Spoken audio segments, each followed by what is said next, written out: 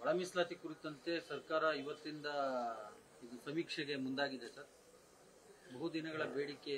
ಇವತ್ತೇನು supreme court ಆದೇಶದ ಅನ್ವಯ ಕರ್ನಾಟಕ ರಾಜ್ಯದಲ್ಲಿ ಪರಿಶಿಷ್ಟ ಜಾತಿಯವರಲ್ಲಿ ಒಳ ಮೀಸಲಾತಿ ಕೊಡಬೇಕು ಅಂತೇನೋ ಆದೇಶ ಬಂದಿತ್ತು. ಅದರ ಅನ್ವಯ ಗೌರವಾನ್ವಿತ ಮುಖ್ಯಮಂತ್ರಿಗಳು ಮತ್ತು ಪಕ್ಷದ ಎಲ್ಲ ಹಿರಿಯರು ಸೇರಿ ಇವತ್ತು ಹಿಂದಿನಿಂದ ಒಳ ಮೀಸಲಾತಿ ಏನು ನಮ್ಮಲ್ಲಿ ಪರಿಶಿಷ್ಟ ಜಾತಿಯಲ್ಲಿ ಬರ್ತಕ್ಕಂಥ ಮಾದಿಗ ಮತ್ತು ಇನ್ನಿತರ ಸಮುದಾಯಗಳು ವಲಯ ಮತ್ತು 101 ಸಮುದಾಯಗಳನ್ನು ಇವತ್ತು ಎರಡು ಒಟ್ಟಿಗೆ ಇರೋದ್ರಿಂದ ಗೊಂದಲ ಆಗ್ತಾ ಇದೆ ಅಂತೇಳಿ ಏನು ಸದಾಶಿವ ಆಯೋಗ ಒಂದು ವರದಿಯನ್ನು ಕೊಟ್ಟಿದ್ರು, ಆ ವರದಿ ಅನ್ವಯ ಇವತ್ತು ಜಾರಿಗೆ ತರಬೇಕು ಅಂತ ಒತ್ತಾಯ ಮಾಡಿದ್ರು. ಆ ನಿಟ್ಟಿನಲ್ಲಿ ಇವತ್ತು ರಾಜ್ಯ ಸರ್ಕಾರದ ಒಳ್ಳೆಯ ಕ್ರಮ ಕೈಗೊಂಡಿದೆ. ಇವತ್ತಿಂದ ಜನಗಣತಿಯನ್ನು ಮಾಡ್ತಾ ಇದೆ. ಇವತ್ತು ಎಡಗೈ ಸಮುದಾಯದ ಅವರು ಕೂಡ ವಿಶೇಷವಾಗಿ ಆ ಮಾದಿಗ ಸಮುದಾಯವನ್ನೇ ನಮೂದು ಮಾಡಿ ಅಂತೇಳಿ ಒಂದು ಸಂದೇಶವನ್ನು ಕೊಟ್ಟಿದ್ದಾರೆ. ಅದೇ ರೀತಿಯಾಗಿ ನಾವು ಕೂಡ ಬಲಗೈ ಸಮುದಾಯದವರು ಕೂಡ ಏನಿದ್ದೀವಿ, ನಾವು ಕೆಲವು ಕಡೆ ಏನಾಗಿದೆ ಗೊಂದಲ, ಆದಿ ಕರ್ನಾಟಕ ಅಂತಿದೆ, ಕೆಲವು ಆದಿ ದ್ರಾವಿಡ ಅಂತಿದೆ, ಆದಿ ದ್ರಾವಿಡ ಹಿಂದೂ ಅಂತಿದೆ. ಈ ಮೂರೂ ಗೊಂದಲ ತೆರೆ ಹಿಡಿಯಬೇಕು ಅಂತೇಳಿ ನಾವೇನು ಬಲಗೈ ಸಮುದಾಯ ಇದ್ದೀವಿ, ಬಲಗೈ ಸಮುದಾಯದವರು ಒಂದು ವೇಳೆ ಆದಿ ಕರ್ನಾಟಕ ಇದ್ದರೆ ಆದಿ ಕರ್ನಾಟಕ ಪಕ್ಕದಲ್ಲಿ ವಲಯ ಅಂತ ಬರೆಸಿ ಅಂತ ಈಗಾಗಲೇ ಎಲ್ಲ ಕಡೆ ಮಾಹಿತಿಯನ್ನು ಕೊಟ್ಟಿದ್ದೇವೆ.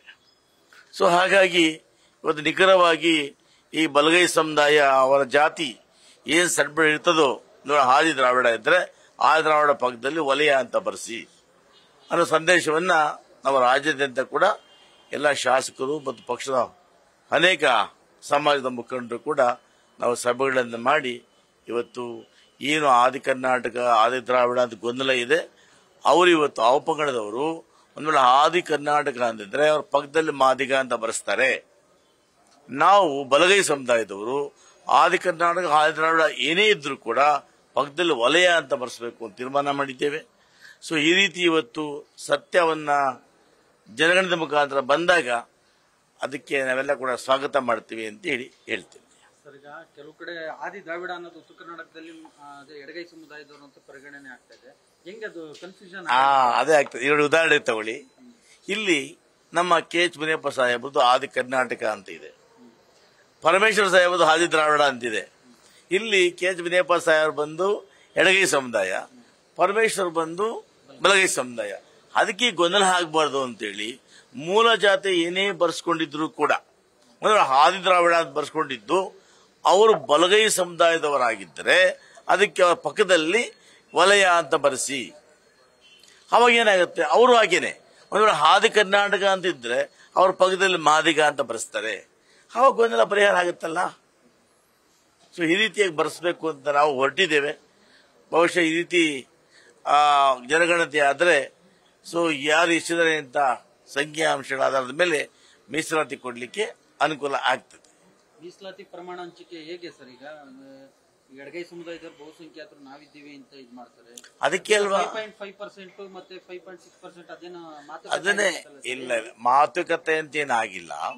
ಈ ಗೊಂದಲಗಳಿದೆಯಲ್ಲ, ಈ ಭಾಗದಲ್ಲಿ ಎಲ್ಲ ಕೂಡ ಬಲಗೈ ಸಮುದಾಯ ಹೇಗೆ ಅಂತ ಕರೀತಾರೆ. ಕೋಲಾರ ಜಿಲ್ಲೆ ಮತ್ತೆ ನಮ್ಮ ಬೆಂಗಳೂರು ಗ್ರಾಮಾಂತರ ಈ ಜಿಲ್ಲೆಗಳಲ್ಲಿ ಬಲಗೈ ಸಮುದಾಯದವರನ್ನ ಏಕಿ ಅಂತ ಕರೀತಾರೆ, ಎಡಗೈ ಸಮುದಾಯವನ್ನು ಹೇಳಿ ಅಂತ ಕರೀತಾರೆ. ಆ ತುಮಕೂರು ಆ ಕಡೆ ಹೋದ್ರೆ ಈ ಎಡಗೈ ಸಮುದಾಯದವರನ್ನ ಆದಿ ಕರ್ನಾಟಕ ಅಂತ ಕರೀತಾರೆ. ಈ ಗೊಂದಲಗಳಿಂದ ಇವತ್ತು ಜಾತಿ ಸ್ಪಷ್ಟವಾಗಿ ನಮ್ಗೆ ಅರ್ಥ ಆಗ್ತಲ್ಲ ಎಷ್ಟಿದೆ ಅಂತ. ಅದಕ್ಕೆ ಸಮೀಕ್ಷೆ ಮಾಡತಕ್ಕಂಥದ್ದು. ಈ ಸಮೀಕ್ಷೆ ಮಾಡಿದಾಗ ಯಾವ ಸಮುದಾಯ ಹೆಚ್ಚಿಗೆ ಇದ್ರೆ ಆ ಸಮುದಾಯಕ್ಕೆ ಸೌಲಭ್ಯ ಕೊಟ್ಟರೆ ನಮ್ದೇನು ಅಭ್ಯಂತರ ಇಲ್ಲ. ನ್ಯೂಸ್ ಫಸ್ಟ್ ನಿರ್ಭೀತಿಯಿಂದ ನಿಮ್ಮ ಪರವಾಗಿ.